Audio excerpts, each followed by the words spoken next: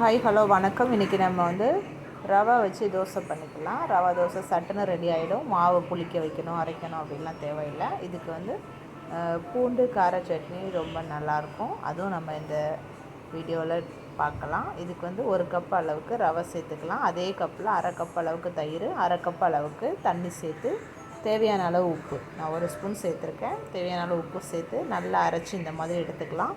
இந்த மாதிரி அரைச்சி எடுத்ததுக்கப்புறம் இந்த கன்சிஸ்டன்சி அளவுக்கு நல்லா மிக்ஸ் பண்ணிக்கோங்க. இப்போ தோசைக்கல் நல்லா சூடானதும் இந்த மாவை அப்படியே ஊற்றி எடுத்துக்கலாம். தேய்ச்செல்லாம் விடணும்னு அவசியம் இல்லை. திருப்பி போட்டு எடுத்தால் சாஃப்டான நமக்கு தோசை ரெடி ஆயிரும். இதுக்கு நம்ம தேவையான கார சட்னி ரெடி பண்ணிடலாம். ஒரு 10 காஞ்ச மிளகாய், 20 பல்லு பூண்டு, 1 வெங்காயம், சீரகம் சேர்த்து 1 ஸ்பூன் சீரகம், ஒரு சின்ன சைஸு அளவுக்கு புளி சேர்த்து அரைச்சி எடுத்துக்கலாம். தாளிப்பு நம்ம நார்மலாக சேர்த்துக்கலாம். கடுகு, சீரகம், உளுந்து சேர்த்து எடுத்து தாளிப்பு சேர்த்துக்கலாம். இது ட்ரை பண்ணி பாருங்கள். இது செம்ம காம்பினேஷனாக இருக்கும். சேனலை லைக் பண்ணுங்கள், ஷேர் பண்ணுங்கள், சப்ஸ்கிரைப் பண்ணுங்கள். தேங்க்யூ.